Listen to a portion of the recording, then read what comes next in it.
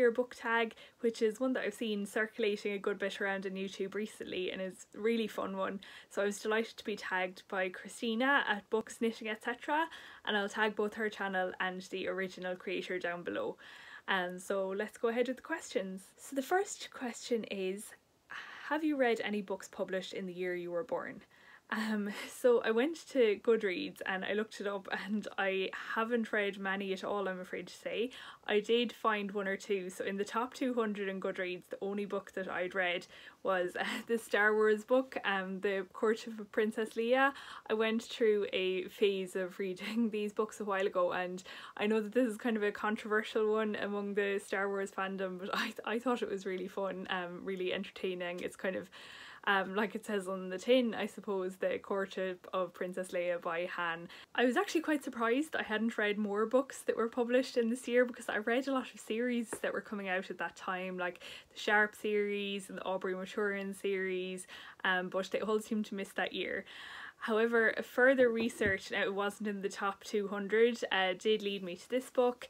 It's actually another series, so it's the Inspector Morse series, and this is book 11, I believe, The Daughters of Cain, which was published in 1994. So I do really enjoy Inspector Morse. I've only read most of them once, so I can't remember this one in particular, but they're really good reads, really good mysteries. Morse is a great character, even if not very likeable sometimes. In terms of which was my favourite, I don't think two books is enough to pick a favourite from.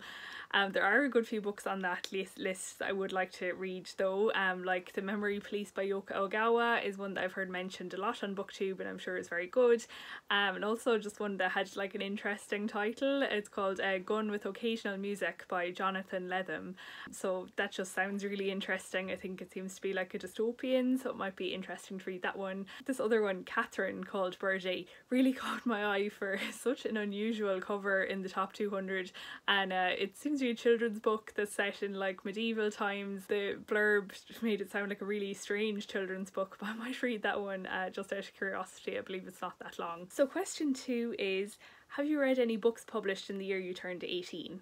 So the answer is a few, but not many at all. Again, I seem to be very bad at keeping up with current books, not just now but even then. So the only one that was released that year that I'd say I actually read that year was the newest Artemis Fowl, The Last Guardian by Eoin Colfer.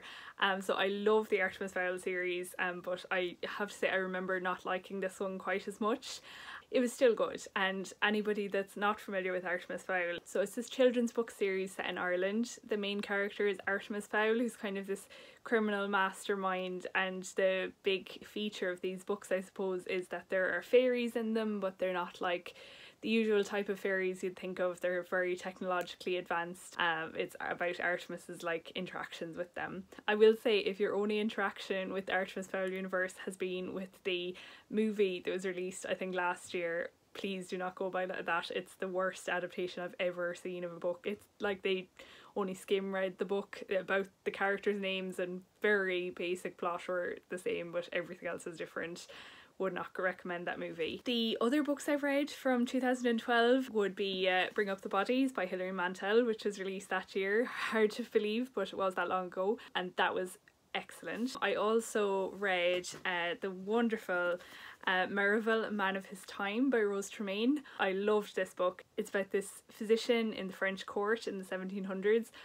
This is actually the second Merivel book, and I still haven't read the first one, but it's one I definitely want to get to because I enjoyed this one so much. A book I read last year that I didn't enjoy so much was In One Person by John Irving, which just really wasn't for me. And there was a few books on that list as well that I would like to read. Like, one is actually on my physical TBR. That's The Dream of the Celt by Mario Vargas Llosa. This is about Roger Casement again, and it's kind of a coincidence given that I talked about the other fictional book about him, Valiant Gentleman, in my last video. But yeah, I've been meaning to read this one for a long time, so maybe it will come to the top at some stage. Also, there's this book that sounded intriguing called The Art Forger by Barbara Shapiro, which will be going on my TBR as well. So the next question is, of the last 10 books you read, how many were published before you were born, and did you prefer them to newer books?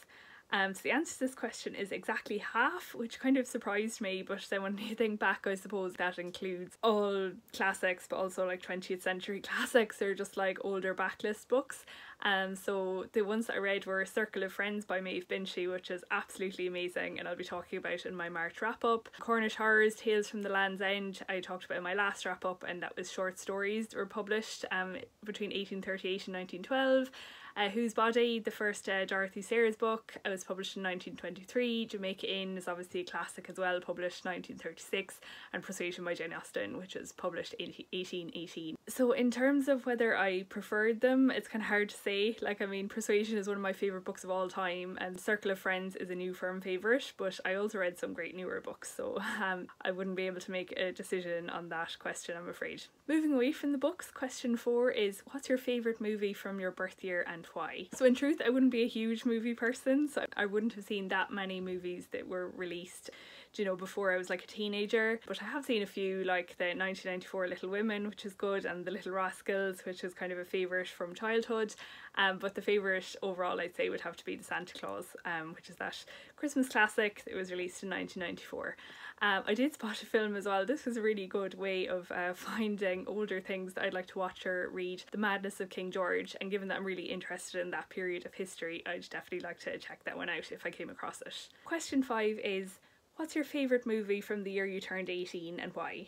I did go to the cinema a little bit more when I was this age, like a lot of people I suppose, so I'm a bit better able for this question. So a lot of big movies based on books coincidentally came out this year. Kind of hard to believe that it was 10 years ago that these were released, but they include the first Hunger Games, the first Hobbit film, but my favourite has to be the musical adaptation of Les Miserables. I've never been fortunate enough to see Les Mis live. I was actually supposed to go, but then COVID postponed the show and I wasn't able to attend the rescheduled date in Dublin, so I'll have to wait a bit longer for that yet, but I just love that film. I know it's a bit controversial, I know Russell Crowe gets a good bit of criticism over his singing, but at this stage Russell Crowe's lack of singing ability just contributes to Javert's character for me, so I don't mind.